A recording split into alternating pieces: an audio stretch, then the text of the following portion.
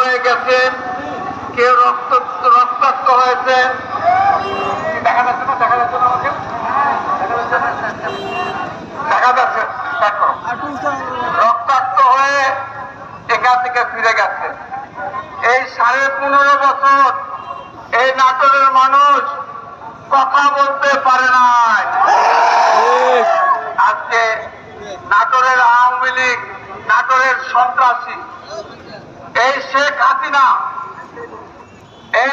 হাসিনা আওয়ামী লীগকে ধ্বংস করে দিয়ে পালিয়ে গেল এবং এই আওয়ামী লীগের সন্ত্রাসী ভোটারবিহীন যারা এমপি বানিয়েছিল তাদেরকে বিপদে ফেলে উনি দেশ ছেড়ে পালিয়ে চলে গেল। আওয়ামী লীগের কি হলো আপনারা বলেন?